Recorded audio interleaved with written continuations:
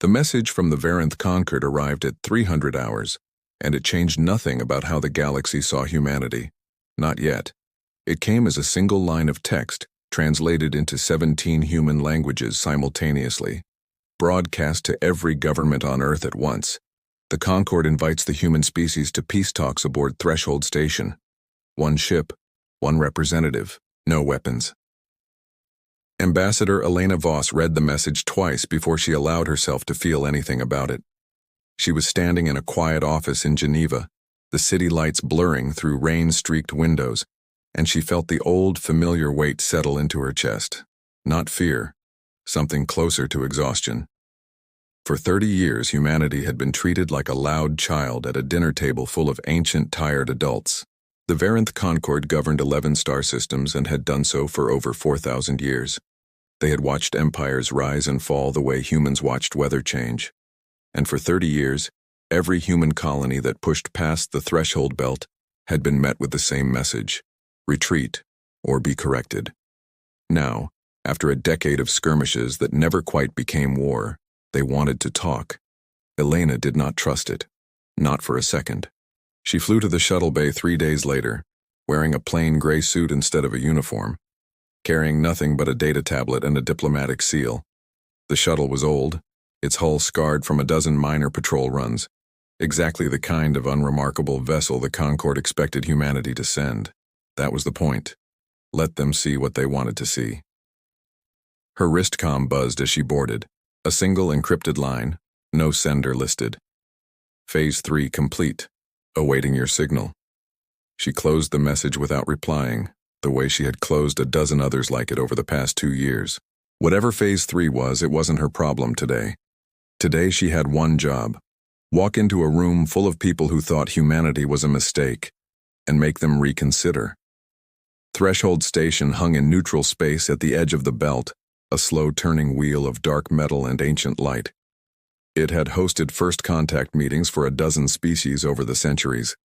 None of them, as far as Elena knew, had come in a shuttle this small. High Sirat of the Varanth Concord met her personally at the docking arm. He was tall in the way his species always was, his skin a pale ashen blue, his eyes the color of old amber. He had negotiated the surrender of 3 separate insurgent worlds in his 400-year career. He did not smile. "Ambassador Voss," he said, his translator giving the words a flat, careful weight. "The Concord welcomes you. We hope this meeting will end the unpleasantness along the belt." "So do we," Elena said. Sirat studied her a moment too long. "You brought no delegation?" "I don't need one." Something flickered behind his amber eyes. Not quite respect, not quite contempt. Curiosity, maybe. He had read the reports. Every species in the Concord had read the reports. Humanity fought like something cornered, something that had never learned it was supposed to lose. Sirat had spent 400 years believing that ferocity was simply youth, a phase every species outgrew once it understood its place in the galaxy. He did not yet understand that humanity had no intention of outgrowing it. They walked the long corridor toward the central chamber, passing observation windows that looked out over the belt. Elena counted the shapes drifting in the dark. 6 Concord cruisers, positioned exactly where a show of force would be most visible from the docking arm. Old tactic. She'd expected it. "Tell me, Ambassador," Sirat said as they walked. "Does your species still believe it can win a war against the Concord?" "We're not here to talk about war," Elena said. "We're here to talk about peace." "Peace," Sirat repeated, tasting the word like something unfamiliar. "Your species has a strange relationship with that word. You speak of it constantly and prepare for its opposite just as constantly." Elena said nothing. It was, she thought, a fair observation. They reached the chamber, a wide circular room with a table built for delegations far larger than one woman and one ashen blue diplomat. Sirat gestured for her to sit. She did. "Let us be direct," Sirat said, folding his long hands together. "The Concord is prepared to offer your species a formal border, recognition of your colonies within the belt, and a cessation of hostilities. In exchange, your species will submit to Concord oversight of all further expansion. This is generous, Ambassador, more generous than any young species has received in the Concord's history. Elena looked at him for a long moment. Somewhere behind her calm expression, 30 years of dismissal, of border skirmishes, of dead soldiers and burned colonies sat heavy and quiet, waiting. "No," she said. Surratt's amber eyes narrowed. "No? We're not here to accept oversight, High Surratt. We're here to renegotiate what the Concord thinks it knows about us." For the first time, something like real irritation crossed the ancient diplomat's face. "Your species commands perhaps 40 warships capable of reaching this station. The Concord commands 12,000. This is not a negotiation between equals, Ambassador Voss, however much your pride might wish it were." Elena almost smiled. Almost. "Are you certain of that number?" she asked. 40 warships? Something in her voice made Surratt go very still. Kesh, a young Varanth intelligence officer 3 decks below the chamber, was the first to see it happen. She was monitoring long-range sensors out of habit more than duty, half listening to the negotiation feed, when the readings across her console shifted all at once. At first she thought it was a malfunction, then a second station confirmed it, then a third. Contacts.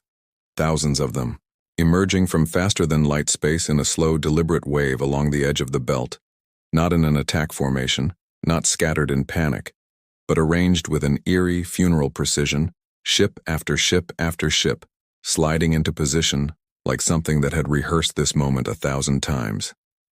Kesh's hands went cold on the console. "Command," she said, her voice cracking despite herself. "I need eyes on the belt. Now." Alarms began sounding through every deck of Threshold Station within seconds. In the chamber above, High Surratt's translator earpiece chimed with an urgent priority signal, and Elena Voss watched, with perfect stillness, as 400 years of practiced calm drained slowly out of the old diplomat's face. He rose from the table without a word and crossed to the observation window behind him. Elena did not need to look. She already knew what he would see. Out past the dark curve of the belt, where 6 Concord cruisers had stood watch only minutes before, the darkness itself seemed to be unfolding, hull lights blooming into existence by the hundreds, then the thousands, stretching farther than any single viewport could hold, arranged in silence, in order, in a formation that looked less like an invasion and more like a verdict. High Surratt turned back to her, and for the first time in 400 years his voice shook.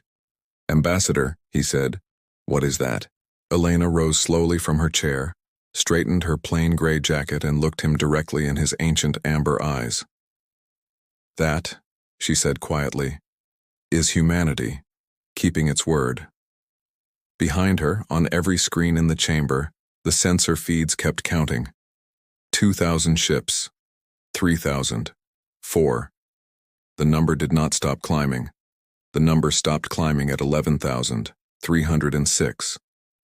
It took Threshold Station sensor crews almost 20 minutes to confirm that number, and by the time they did, every Concord officer on the station had already reached the same conclusion. Humanity, the species they had spent 30 years calling young, reckless, and beneath serious concern, had somehow built a fleet larger than anything the Concord had assembled in 1,000 years. High Surratt stood at the observation window, with his hands clasped behind his back, watching the lights bloom across the dark like a slow-spreading fire. He did not speak for a long time. "Explain this," he finally said without turning around. "I already did," Elena Voss said. "You didn't believe me." "I do not believe you now. That's not my problem." Surratt turned. His composure had returned mostly, though something in his eyes had changed, a wariness that hadn't been there an hour ago. "Your species has 11,000 warships. Do you understand what that means, Ambassador? Do you understand what the Concord will assume when it sees a fleet of this size sitting at its border?" "I understand exactly what you'll assume," Elena said. "That's why I'm telling you clearly before you assume it. This is not an invasion fleet." "Then what is it?" Elena held his gaze. "It's an escort. for a conversation the Concord has been avoiding for 30 years. Fleet Admiral Marcus Reyes stood on the bridge of the Prometheus, the flagship of the Armada now spread across the belt, and watched the same sensor feeds that had thrown Threshold Station into chaos. Unlike the Concord officers scrambling below him, Reyes felt nothing close to surprise. He had spent 6 years helping build this fleet. He knew exactly what it could do. What he didn't know, what none of them except Voss fully knew, was what it was for. "Admiral," his second-in-command said quietly, "Concord ships are pulling back from the belt perimeter, all 12 of their forward cruisers, retreating toward the station." "Let them," Reyes said. "Hold formation. No one fires unless fired upon. That's the order, and it doesn't change." "Yes, sir." Reyes watched the retreat a moment longer, arms folded, jaw tight. 6 years ago, his brother David had died on a border colony called Meridian's Rest, torn apart by a Concord strike meant to correct a settlement that had drifted too far past the belt. David had been a farmer, not a soldier. He hadn't even known the colony was in disputed space.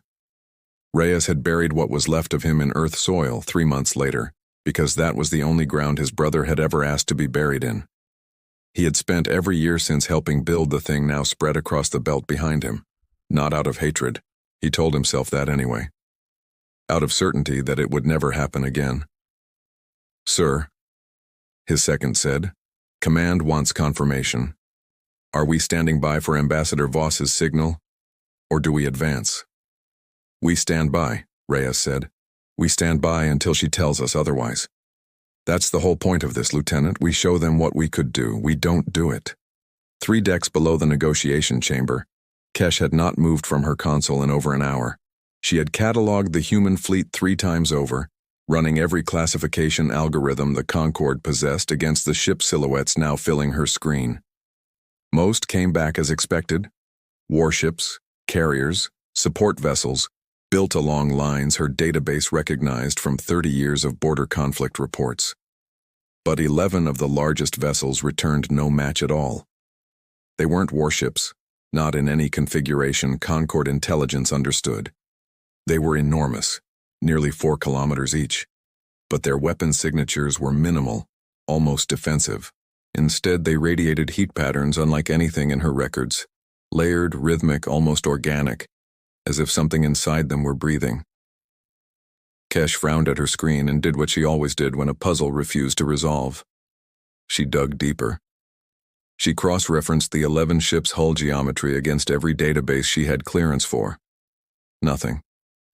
She expanded her search into restricted archival records, the ones reserved for senior intelligence officers, the ones she technically wasn't supposed to access without authorization.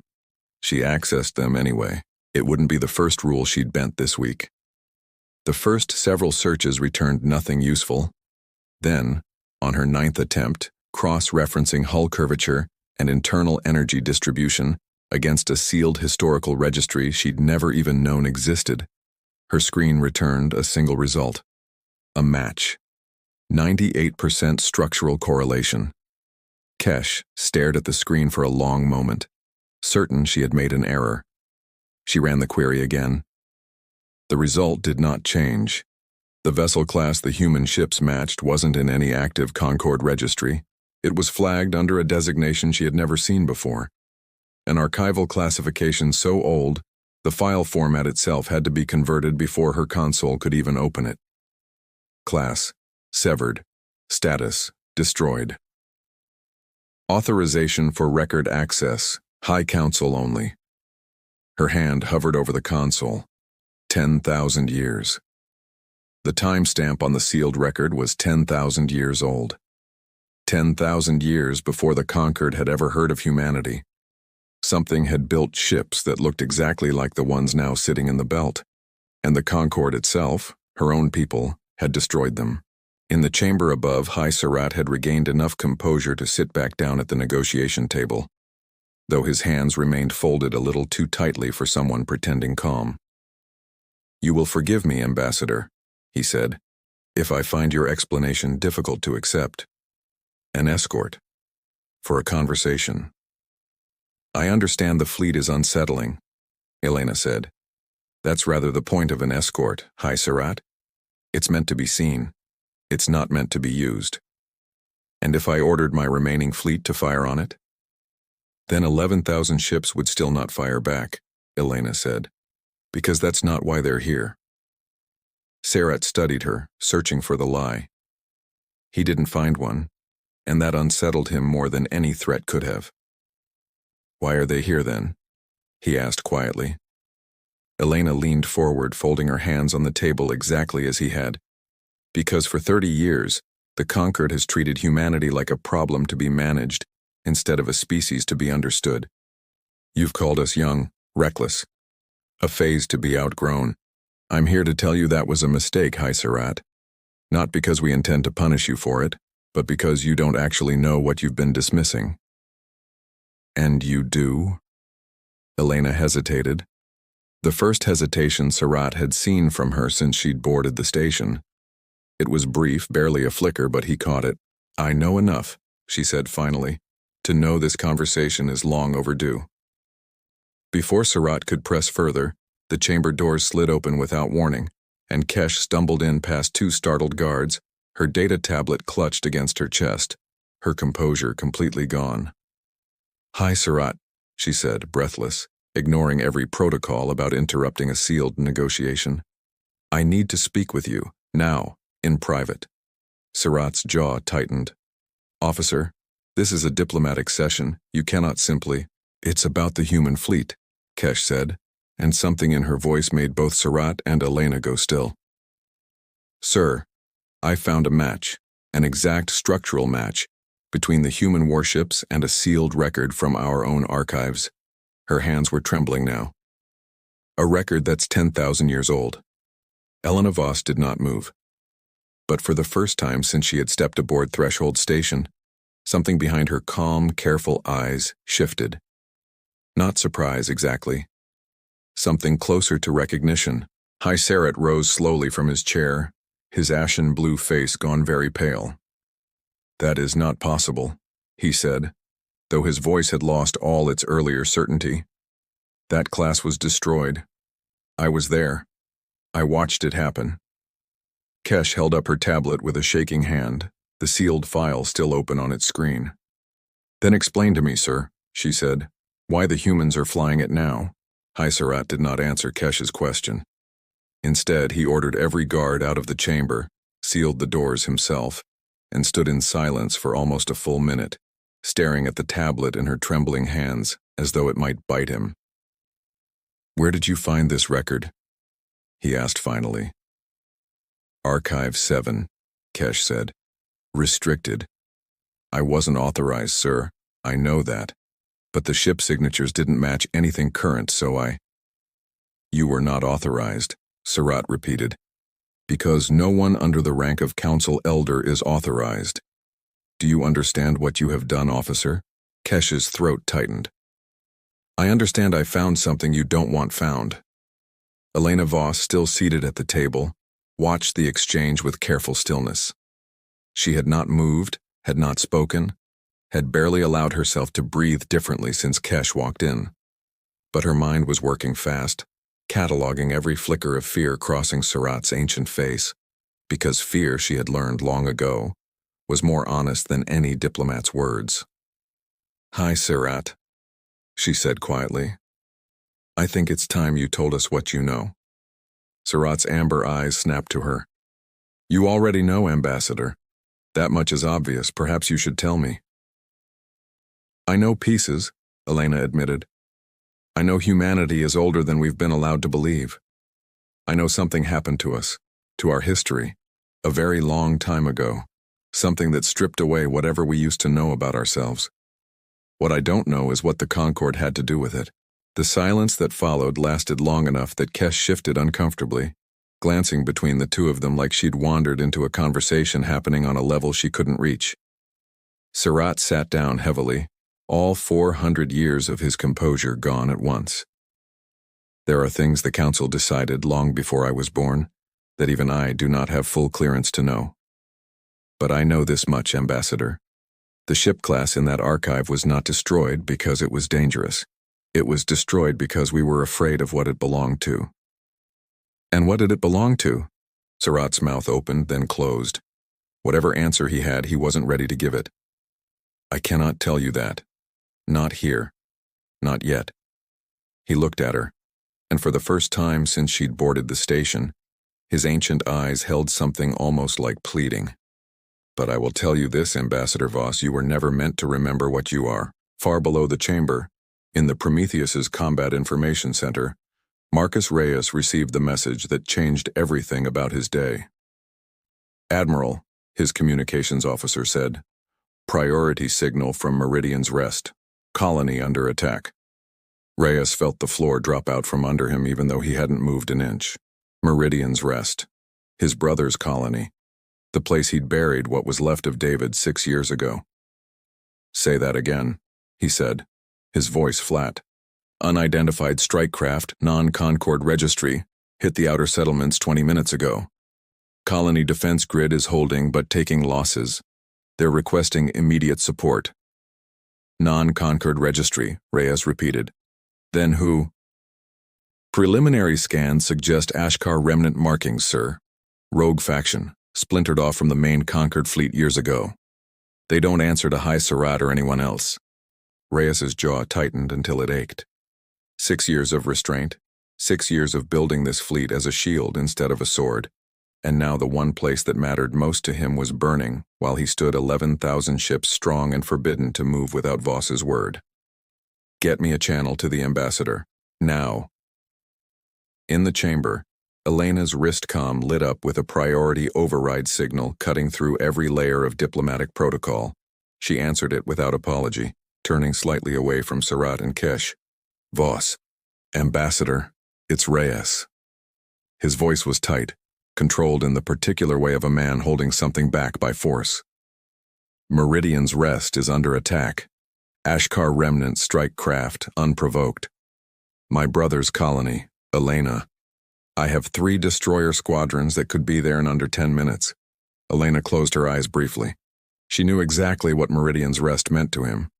She also knew exactly what moving even a fraction of the fleet, mid-negotiation, would mean to everyone watching.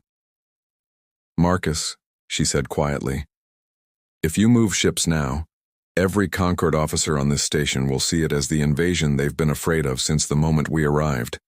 You'll hand High Sarat every excuse he needs to end this before it starts. There are people dying down there, Elena. I know. Her voice cracked just slightly, just once. I know.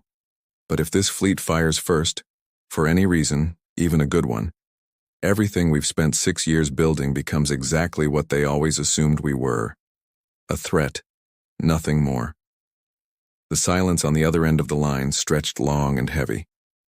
Then what am I supposed to do? Reyes asked. Just listen to them die? No, Elena said. Send the ships, but hold weapons unless fired upon first. Protect the colony.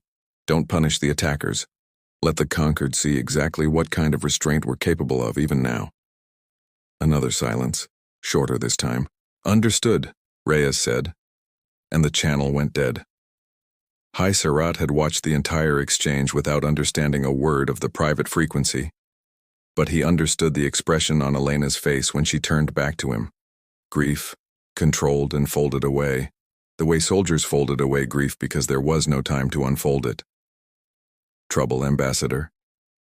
The Ashkar remnant just attacked one of our colonies, Elena said. Unprovoked. During peace talks your own Concord invited us to attend. Sarat's expression darkened. The remnant does not answer to the Concord Council. They broke from us decades ago exactly because they believed the Council had grown too weak to deal with your species properly. Convenient timing, don't you think? An attack, right when your Council might have to explain a 10,000-year-old secret. Sarat's amber eyes flared, offended and afraid in equal measure. You believe I orchestrated this? I believe someone doesn't want this conversation finished, Elena said. And I intend to finish it anyway. 6 hours later, word came back from Meridian's Rest. The 3 destroyer squadrons had arrived in time to break the Ashkar remnant's assault, driving the strike craft off without a single unnecessary shot fired at a retreating enemy. Colony casualties were high, but the settlement had held. Reyes had led the counter-assault personally, and according to the reports reaching the Prometheus, he had ordered his ships to hold fire the moment the remnant began retreating, even as half his bridge crew begged him to finish them. It would have been easy. It would have been justified. He didn't do it. When Elena received the full report, she allowed herself, for the first time since boarding Threshold Station, something close to relief. It didn't last long. Because less than an hour after the report came in, Surat demanded, a private audience with her, away from Kesh, away from any recording device the Concord Council could later access. They met in a small, windowless room deep inside the station, lit only by a single strip of pale light along the ceiling. Surat looked older than he had that morning, if that was possible, his ashen blue skin drawn tight with exhaustion. "Ambassador," he said, "I have spent the last several hours attempting to access records I have not touched in 3 centuries. Records about your species' origin that I helped to seal myself, when I was young and foolish enough to believe forgetting was the same as protecting." Elena said nothing. She had learned over the last day that silence pulled more truth out of Surat than questions ever did. "There is a reason your fleet matches ships that we destroyed 10,000 years ago," he continued, his voice dropping almost to a whisper. "There is a reason your species fights the way it does, builds the way it does, refuses to break the way every other young civilization we have ever encountered has broken." He looked up at her, and his ancient eyes were, for the first time, unmistakably afraid.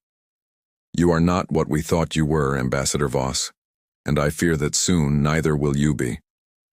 Before Elena could ask what he meant, the lights in the small room flickered, once, then again, and somewhere far above them an alarm began to sound, low and urgent, spreading through the station deck by deck. Surat's head snapped up. "That is not a Concord alert pattern." Elena was already moving toward the door. "Then whose is it?" The answer came a moment later, over every open channel on the station at once, a voice from the Prometheus, tight with disbelief, cutting through every frequency humanity and Concord both could hear. "All stations, this is Fleet Command. We have a situation. Every human vessel in the belt just went active on secondary systems we did not activate. I repeat, we did not activate this. Something else did." On the bridge of the Prometheus, Marcus Reyes watched 11,000 ships light up at once, and for the first time in 6 years of commanding this fleet, he felt genuinely afraid of it. "Talk to me," he said. "What triggered this?" "Nothing, sir." His systems officer's hands moved fast over her console, sweat beading at her temple. "That's what I keep telling you. Nothing triggered it. No command signal, no external source, no malfunction we can find. The secondary systems just woke up, all at once, across the entire fleet." Secondary systems was the term the engineers had used for years, mostly because no one had ever fully understood what those systems actually did. Every ship in the fleet had them, deep, dormant subsystems buried in the hull architecture, inherited from design schematics nobody could trace back to their original source. Command had always assumed they were redundant failsafes, ancient template code left over from early ship design. Reyes had never questioned it. Nobody had time to question something that didn't cause problems. It was causing problems now. "Are the ships responding to commands?" he asked. "Yes, sir. Weapons and navigation are fully under our control. It's just..." She hesitated. "It's like something inside them woke up and started listening. Every system's stable. It's just no longer quiet." Reyes stared at the tactical display, watching 11,000 golden points of light pulse in the same slow, steady rhythm, like a heartbeat spread across a fleet the size of a small nation. "Get me Ambassador Voss," he said. "Now." Elena reached the observation deck in time to see it with her own eyes. Not through a screen, not through a report, but through the wide viewport that looked out over the belt. The human fleet, spread across the darkness in careful formation, was glowing. Faint golden light traced along hull seams that had never been designed to glow, pulsing in unison across thousands of ships at once. Surat stood beside her, his ashen face lit gold by the reflected light. and for the first time since she'd met him, he looked less like a diplomat and more like a man watching a ghost walk through a door he'd spent centuries keeping locked. "It's them," he whispered. "It's actually them." "Them who?" Elena demanded. "Hi, Surat. I have 11,000 ships doing something my own fleet admiral can't explain, and you're the only person on this station who seems to know why. Tell me." Surat turned to her slowly. "The signal you saw activate, it did not come from your ships alone, Ambassador. It came from something buried in our archives, resonating outward the moment your fleet's dormant systems crossed a certain threshold of proximity to this station. A frequency we sealed away 10,000 years ago, alongside the very ship class your fleet is now built from." "What frequency?" "A recognition signal," Surat said. "Old beyond memory, encoded by a species we called the progenitors, the ones who came before every civilization now sitting in the conquered, including my own. They fought something ancient, something the Concord has spent 10,000 years pretending never existed. And when the war ended, they seeded survivors across a dozen worlds and erased their own history, so the memory of what they'd fought could never be found and never be repeated." Elena felt something cold settle low in her stomach. "You're telling me humanity is one of those seeded worlds?" "I am telling you," Surat said, "that your fleet just answered a call that has been silent for 10,000 years, and I do not know what that means for what comes next." The Ashkar remnant did not wait to find out. 20 minutes after the fleet's systems activated, a second wave of strike craft hit Meridian's Rest. Larger, better coordinated than the first, timed with brutal precision to catch the colony's defenses still recovering. This time, they weren't alone. Sensor data streaming into the Prometheus showed 3 additional rogue Concord warships joining the assault, heavier than anything the remnant had fielded before. Reyes didn't wait for permission this time. "Full fleet response," he ordered. "3rd and 5th battle groups with me. Everyone else holds position at the belt. Move." The Prometheus tore through open space alongside 200 escort vessels, and Reyes stood on the bridge with his jaw set, watching Meridian's Rest grow larger on the main display.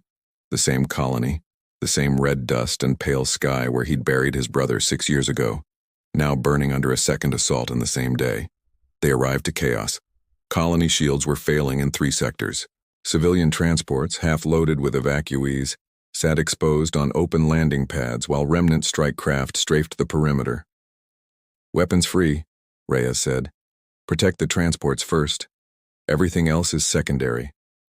What followed was the fleet's first real proof of what it could do. Human ships moved with a coordination that made the remnant's scattered assault look clumsy by comparison.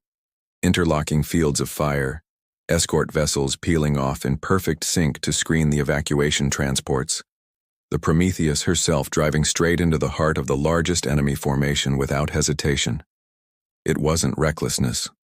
Reyes had learned over 6 years that his people didn't fight like the Concord expected young species to fight.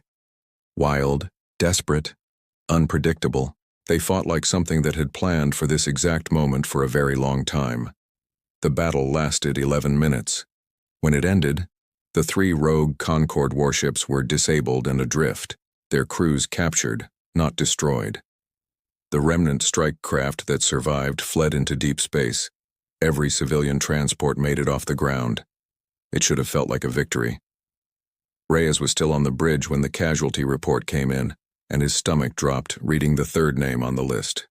Lieutenant Sarah Okafor, 26 years old. She'd served under him for 4 years, had been the one who'd talked him down more than once during the darkest stretch after David's death, the one who used to joke that she'd retire the same day he did, whenever that turned out to be. Her escort ship had taken a direct hit shielding one of the transports. Reyes stood very still for a long moment, the report glowing on his display, the bridge around him gone quiet, out of respect rather than command. Then he closed the file, straightened his shoulders, and did what a fleet admiral had to do. "Get the wounded to medical," he said, his voice steady, even though nothing inside him was. "And somebody get me a channel to the colony. I want confirmation every civilian is accounted for." Nobody on the bridge said anything about the tremor in his hands. They pretended not to see it, the way soldiers did for each other, because that was its own kind of mercy. Kesh watched the entire battle unfold from Threshold Station's sensor feeds, and something inside her, some long-held certainty about what humanity was, what it deserved, what it threatened, came apart quietly, piece by piece. She had grown up on conquered doctrine that painted young species as dangerous, precisely because they lacked restraint. She had expected the humans to press their advantage at Meridian's Rest, to destroy the retreating remnant ships, to take the battle as license for further aggression the way every rogue faction always did. Instead, she watched them save civilians first, capture enemies instead of executing them, and hold their fire the moment the threat had passed. It didn't match anything in her training. It didn't match anything in 400 years of conquered assumptions about the species now sitting 11,000 ships strong at their border. She found herself standing outside Elena Voss's temporary quarters on the station less than an hour later, uncertain exactly what she meant to say, only certain she needed to say something. Elena opened the door before Kesh could knock, looking like she hadn't slept in a day, because she hadn't. "Officer Kesh," she said. "It's late." "I know," Kesh said.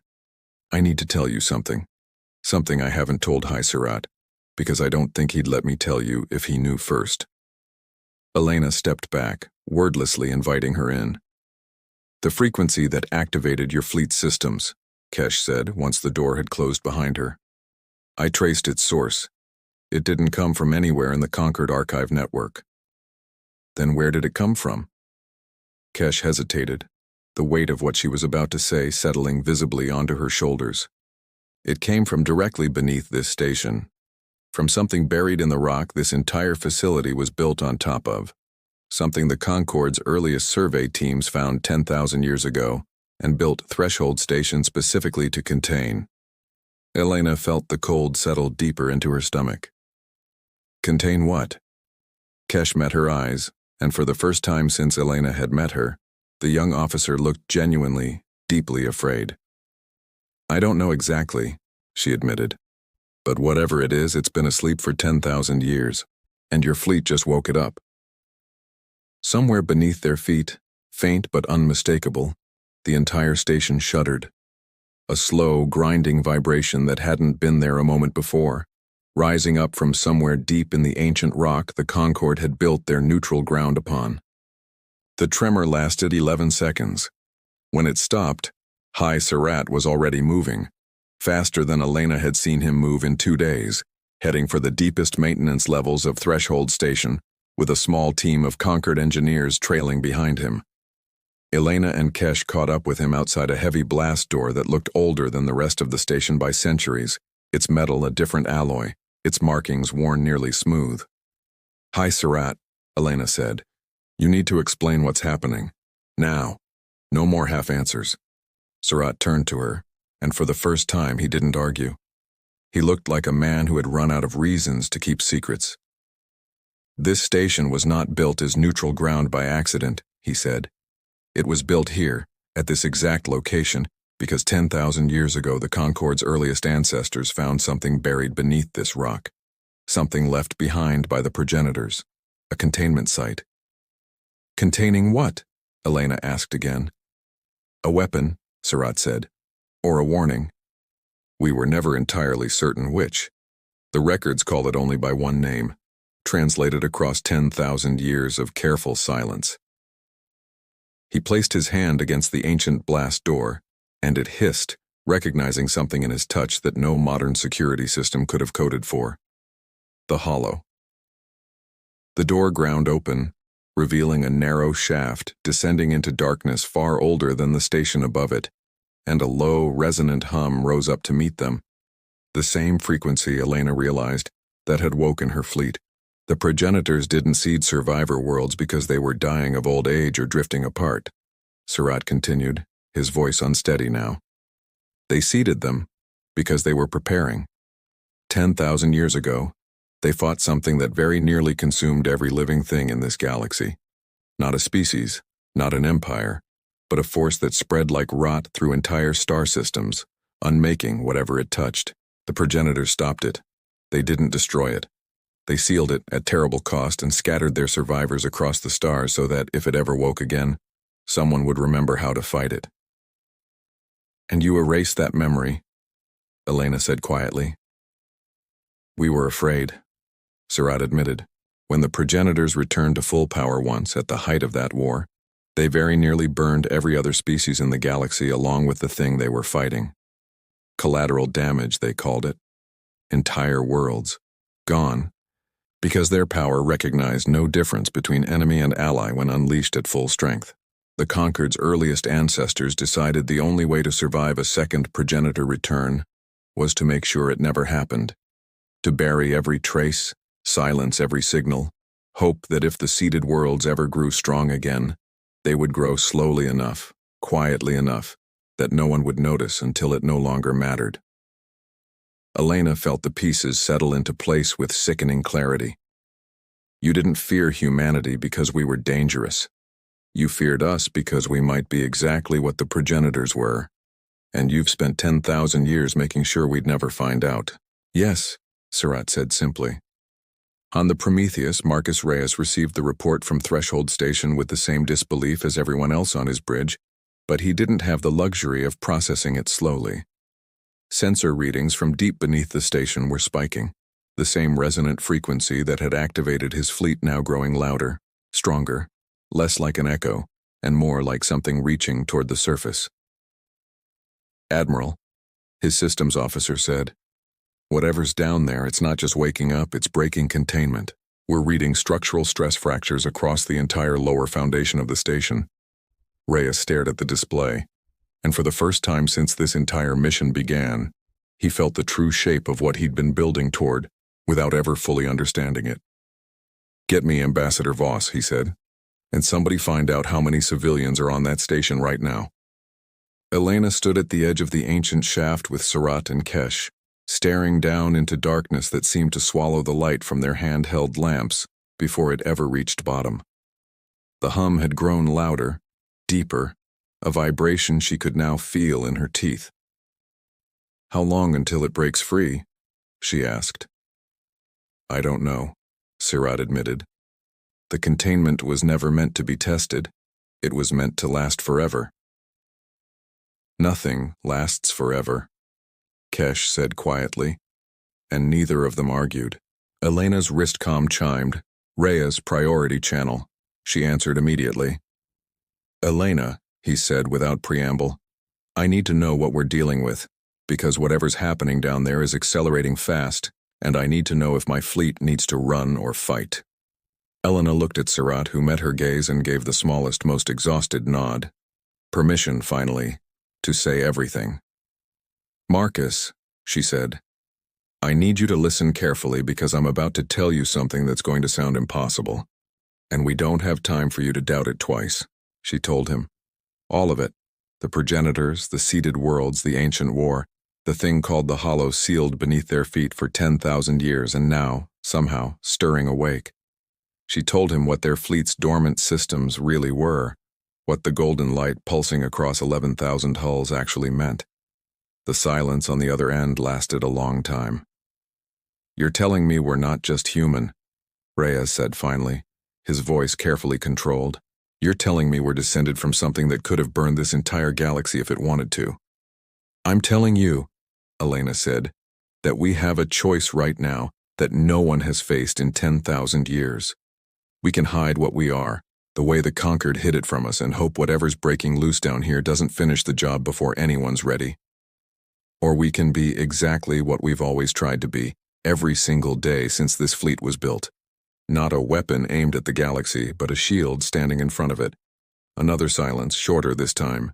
The seed carriers, Reyes said slowly, understanding dawning in his voice. The 11 ships Kesh flagged. That's what they're for, isn't it? Not weapons, not warships. They're built to hold something, to contain, to shield, to evacuate. I believe so, Elena said. I think somewhere in our history, before it was taken from us, humanity built this fleet not to conquer, but to be ready for exactly this moment. I think that's who we've always been, Marcus, whether the Conquered let us remember it or not. Reyes closed his eyes for a moment on the bridge of the Prometheus, thinking of his brother, of Lieutenant Okafor, of every name on every casualty list he'd read in 6 years of trying to protect people who had never asked to be protected by a species the rest of the galaxy feared. "Then that's what we'll be," he said. "Get your evacuation plan ready, Elena. Whatever's down there, we're not running from it." Kesh had gone quiet beside the shaft, staring down into the darkness with an expression Elena couldn't quite read. Not fear exactly, though there was plenty of that. Something closer to grief. "You knew," Elena said to her, "before any of this. Some part of you already suspected." "I suspected there was something the Council was hiding," Kesh admitted. "I never imagined it was this. I never imagined we'd been afraid of the wrong thing for 10,000 years. She looked up at Elena, her amber eyes bright with something that might have been tears, if her species cried the way humans did. "I'm sorry. For what my people did to yours. For what we took from you out of fear without ever asking whether you deserved to lose it." Elena reached out and, after a brief hesitation, rested a hand on the young officer's shoulder. An oddly human gesture, but Kesh didn't pull away. "We'll talk about apologies later," Elena said. "Right now, I need to know how much time we have." As if in answer, the ancient shaft beneath them groaned. A deep structural sound, metal and stone straining against 10,000 years of pressure finally beginning to give. High Sirat's handheld sensor, aimed down into the darkness, began to flash red. "Containment breach," he said, his voice hollow. "Ambassador, it's happening now. At the primary sealing chamber 3 kilometers beneath this station and beyond that." He stopped, staring at a secondary reading that had just appeared on his sensor. "What?" Elena demanded. "Beyond that what?" Sirat looked up at her, his ancient face drained of every remaining trace of color. "There is a second chamber," he said. "Larger, older, located not beneath this station but beneath a conquered holy world 4 systems from here. Athera Prime. 6 billion civilians live on its surface." He swallowed hard. If the breach here has triggered a resonance cascade, that second chamber will not hold much longer either. Elena felt the floor seem to tilt beneath her feet. "How long?" she asked. Sirat's sensor flashed once more, the numbers scrolling downward with terrible speed. "Hours," he said, "perhaps less." Behind them, Elena's wristcom lit up again, this time with a fleet-wide alert originating from the Prometheus. Reyes's voice, tight with urgency, cutting through every channel at once. "All ships, this is Fleet Command. Long-range sensors just picked up a massive energy signature at Athera Prime. It's growing fast, and it's growing exactly the way the readings beneath Threshold Station did an hour ago." A pause, heavy with everything neither of them wanted to say aloud. "Ambassador, if this is what we think it is, it's not breaking containment in one place anymore. It's breaking containment everywhere at once. 6 billion lives." That was the number Elena Voss carried with her as she ran back toward the shuttle bay, Kesh at her side, High Sirat trailing behind with a speed that belied his 400 years.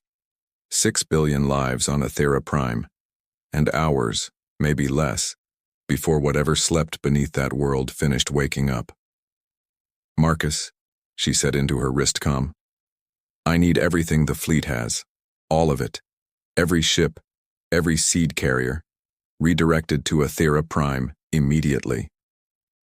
"Already moving," Reyes said. "ETA 2 hours at full burn. Elena, I need to know what we're actually facing, because if this is the same thing that's stirring under Threshold Station—" "It is," Sirat cut in, his voice carrying clearly over the open channel. "And Admiral, if the historical accounts are accurate, you are not facing an army. You are facing something closer to a natural disaster with intent. It does not negotiate. It does not tire. It consumes." There was a brief, heavy silence on the line. "Then we'd better be what you say we are," Reyes said quietly, "because I don't see another option on the table." The 11 seed carriers moved to the front of the human formation as the fleet burned hard for Athera Prime, and for the first time, their true purpose became visible to everyone watching, conquered and human alike. Their hulls, which had shown minimal weapon signatures throughout the entire crisis, began to unfold instead.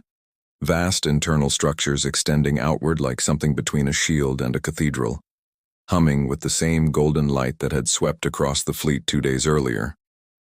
"They're not weapons," Reyes said, watching the display with something between awe and dread.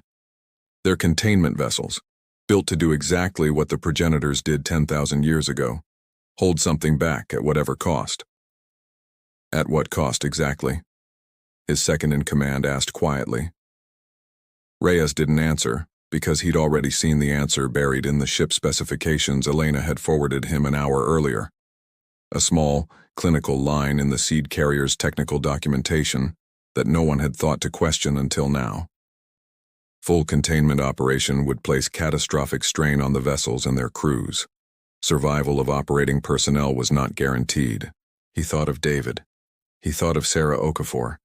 He thought of every name he'd read on every casualty report since this fleet first launched, and he understood with sudden and complete clarity that this was the moment all of it had been building toward. Not a battle to win, but a sacrifice to make, willingly, the way his species had apparently always been built to make it. "Prepare the seed carriers for full activation," he said. "Volunteer crews only. I want every person aboard those ships to know exactly what they're walking into." Nobody stood down. Not one crew member across all 11 ships requested reassignment. Reyes read the report twice, and both times, he had to stop for a moment before he could speak again. They reached Athera Prime with 40 minutes to spare. The world hung below them, blue and green and achingly ordinary. 6 billion lives going about an afternoon that most of them didn't yet know was in danger. Concord defense forces were already scrambling in the skies above, hopelessly outmatched by a threat their own weapons had never been designed to fight. Elena Voss stood on the bridge of the Prometheus beside Marcus Reyes, having transferred from Threshold Station the moment the fleet departed, unwilling to direct this from a distance. Hai Sarat and Kesh stood with them, an old diplomat and a young officer, both watching a mistake 10,000 years in the making finally come due. "Energy signature at the primary chamber is spiking," the systems officer reported. "Breach imminent. Estimate 3 minutes. "Evacuation status?" Reyes asked. "Concord ships are pulling as many civilians as they can from the surface cities nearest the breach site. But sir, at this rate they won't clear more than a fraction before—" "Then we buy them time," Reyes said. "Seed carriers move to containment formation around the breach site. Everyone else screen the evacuation. Nobody fires on the breach itself unless I give the order. We do not know what provoking it does." The fleet moved with the same eerie precision it had shown at Meridian's Rest. 11 massive seed carriers arranging themselves in a wide ring above the breach site, their unfolded structures beginning to glow brighter, the golden light now bleeding into something closer to white. Then the world cracked open. It wasn't fire, and it wasn't smoke. It was absence, a spreading wrongness in the sky above Athera Prime, where the golden afternoon light simply stopped existing, swallowed by something that had no true shape, only hunger. The hollow poured upward out of the breach like ink through water, and every sensor on every ship in the fleet screamed warnings at once. "Containment formation now!" Reyes shouted. The seed carriers answered together, their unfolded structures locking into a vast shimmering lattice around the spreading dark, gold light straining against absence, in a silent, terrible struggle that no weapon in the fleet could have replicated. Elena watched the display, hands clenched at her sides, and felt something ancient and inherited stir faintly behind her own eyes. Not quite memory, but something close enough to it that she gasped aloud. "Elena," Reyes said, catching the sound. "You all right?" "I felt it," she whispered. "Just for a second, I think. I think some part of us has always known how to do this." The battle, if it could be called that, lasted 11 minutes, the same length as the fight at Meridian's Rest, though it felt like a lifetime to everyone watching. The seed carriers held the lattice steady even as their hull integrity warnings climbed into the red, even as 3 of the 11 ships began venting atmosphere from stress fractures. Their crews staying at their posts anyway, because that was the choice they'd made, and none of them unmade it now. Slowly, impossibly, the spreading dark began to shrink. Not destroyed, Elena understood that immediately, watching the readouts, but pushed back, folded down, sealed once more into something that could sleep instead of consume. When it finally stilled, the silence on the bridge was absolute. "Containment holding," the systems officer said, her voice shaking. "Breach sealed. Athera Prime is safe." The bridge crew didn't cheer. Nobody had the strength left for it. Reyes sank slowly into his chair, and Elena realized her own legs were trembling. Adrenaline and exhaustion and something like grief all tangled together. High Surat stood very still, staring at the display. Tears. Actual tears, she realized, whatever that meant for his species, tracing down his ashen blue face. 10,000 years, he said quietly. 10,000 years we hid from what you are, because we could not imagine a version of your species that would choose this, that would burn itself to save a world that had spent centuries calling you a threat to be managed. He turned to Elena, and for the first time since she'd met him, there was no calculation left in his eyes at all. "I was wrong, Ambassador, about everything. I am sorry does not begin to cover what my people owe yours." "It's a start," Elena said softly. 3 of the seed carrier crews did not survive. 41 people, in total, who had known exactly what they were walking into and had gone anyway. Reyes read every name on the list personally, the way he always did, and this time he didn't try to hide his hands shaking. 2 weeks later, humanity's memorial service for Meridian's rest, Athera Prime, and every loss along the way was held not on Earth, but on Threshold Station itself. The first time in conquered history a human ceremony had ever been conducted on conquered ground, at High Surat's personal invitation. Reyes stood before a wall bearing names, David's among them, 6 years old now but never any easier to read, beside it a new wall had been added, 41 names carved in careful Concord script beneath the human ones, because Surat had insisted the 2 lists stand together, not apart. Elena found him there afterward, staring at the walls in silence. "They're calling us the Concord's equal now," she said. "Officially. The council vote finished this morning." "Equal," Reyes repeated, testing the word. "Funny. I don't think I ever wanted to be their equal. I think I just wanted them to stop trying to kill my people over land that was never really the point." "I know," Elena said, "but it's what we've got. And I think for the first time in 30 years it's actually true." Kesh stood at the observation window of the newly commissioned Human Concord Liaison Office, watching a ship depart Earth's orbit for the first time since the crisis at Athera Prime, a new seed carrier, smaller than the 11 originals, its hull inscribed with 2 symbols side by side. The ancient progenitor sigil the Concorde had spent 10,000 years trying to forget. And beside it, simple and unadorned, the flag of the species that had finally been allowed to remember what it was. She thought about the first time she'd cross-referenced a human warship's silhouette against a sealed archive and found a match that shouldn't have existed. She thought about how frightened she'd been, how certain she was that the truth would mean disaster. It had in its way. And it had also meant something else. Something the Conquered hadn't allowed itself to believe in for 10,000 years. Humanity had not been born to conquer the galaxy. It had been born, quietly and completely by accident of memory, to protect it. And it had chosen that role again. Freely. The very first moment it had the chance. The new seed carrier cleared Earth's orbit and turned its bow toward the stars, its golden hull catching the sunlight one last time before it slipped into the dark. Kesh watched until it disappeared from sight, and for the first time since this had all begun, she let herself believe that whatever came next for both their peoples, it would not be built on fear. It would be built on what humanity had chosen, when no one would have blamed them for choosing otherwise. And that, she thought, was worth more than any peace treaty the Concord could have ever offered.